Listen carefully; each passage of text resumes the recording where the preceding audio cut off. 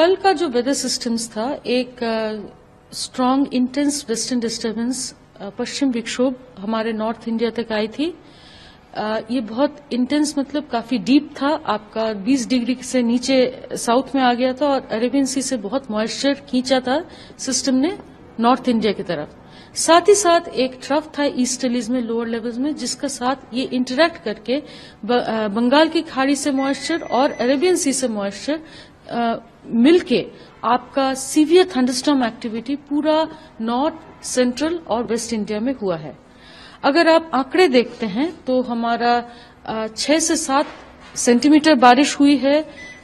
हमारा जम्मू एंड कश्मीर, हिमाचल प्रदेश, पंजाब, हरियाणा, मध्य प्रदेश और उत्तराखंड में।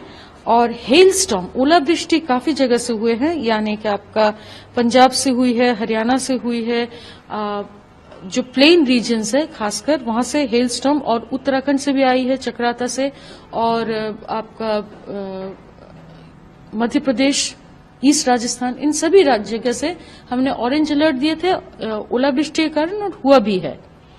अगर ये स्थिति आज कम हो गया है, यानी कि आपका दिल्ली में भी जैसे बारिश कल हुआ था 4 सेंटीमीटर से ज्यादा बारिश, और ये था हमारे रिकॉर्डेड जितना रेनफॉल डेटा है उसमें 5th हाईएस्ट, और सफदरजंग का जो बारिश था 3 सेंटीमीटर के आसपास, वो था 2nd highest since in record. और 1997 के बाद ये दिल्ली का सबसे ज्यादा बारिश रिकॉर्ड किया गया है।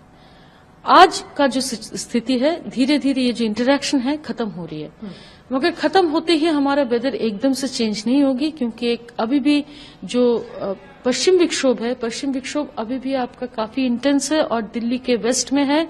अभी भी north Pakistan adjoining Jammu region पे वो बैठा हुआ है, और उसका ट्रफ 300 HPM यानी कि बहुत डीप ट्रफिंग अभी भी है। और इसके चलते हमारा और ईस्टर्लीज का भी ट्रफिंग जो है वो भी पंजाब तक है।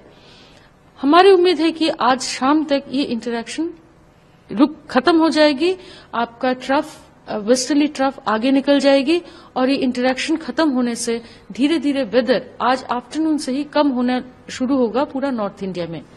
आज का जो सबसे ज्यादा इम्पोर्टेंट एरिया है वो है हमारा वेस्टर्न हिमालयन रीजन, जहां कल भी 6-7 सेंटीमीटर रेनफॉल, स्नोफॉल हुआ है। आज भी उम्मीद है कि स्नोफॉल, रेनफॉल भारी अमाउंट तक, यानी 6.5 सेंटीमीटर से ज्यादा स्नोफॉल, या 6.5 सेंटीमीटर से ज्यादा रेनफॉल, या 65 सेंटीमीटर से ज्यादा स्नोफॉल होने का संभावना है।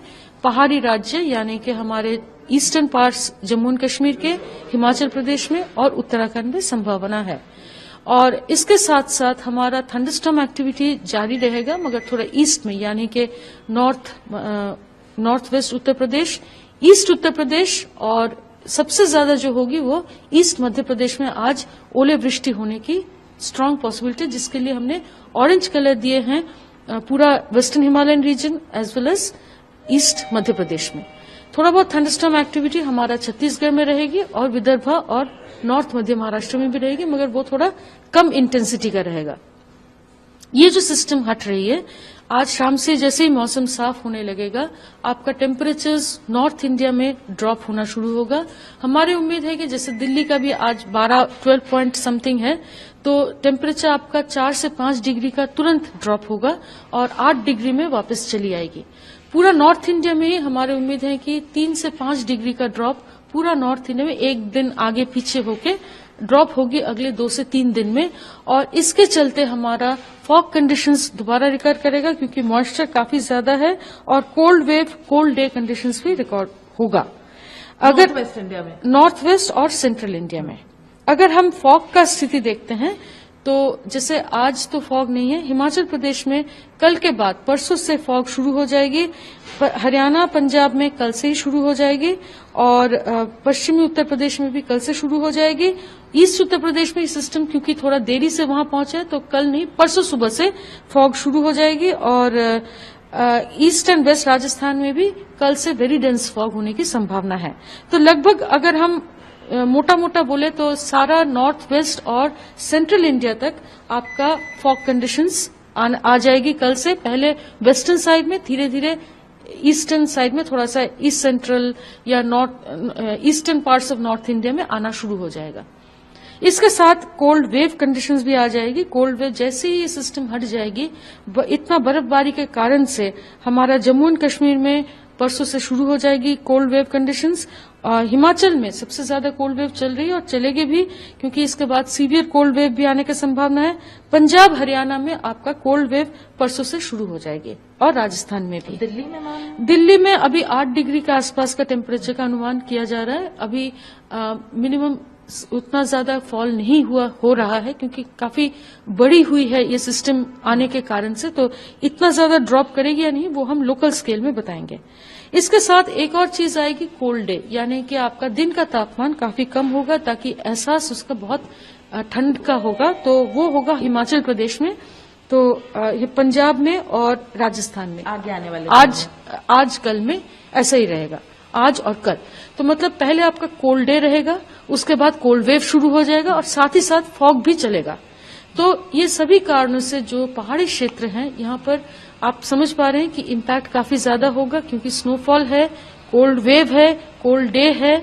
ये सभी कारणों से हमने ऑरेंज अलर्ट जारी किए हैं जम्मू एंड कश्मीर के कुछ डिस्ट्रिक्ट में, हिमाचल प्रदेश के ज्यादा डिस्ट्रिक्ट्स में और उत्तराखंड में भी। और साथ ही साथ ओलावृष्टि के कारण से हमने ईस्ट मध्य प्रदेश में ऑरेंज अलर्ट जारी किए हैं। बाकी येलो अलर्ट के साथ थंडरस्टॉर्म और ओलावृष्टि होने का भी संभावना है, खासकर सब हिमालयन वेस्ट बंगाल, सिक्किम, इन एरियाज में, क्योंकि सिस्टम जैसा आपको पता चल रहा है कि ईस्टवर्ड शिफ्ट हो जाएगी। तो आज शाम कल तक यही जगह बिहार, सब Himalayan West Bengal, Sikkim, east Uttar Pradesh और झारखंड, छत्तीसगढ़, इन सभी जगह में हमारे इम्पैक्ट रहेगा।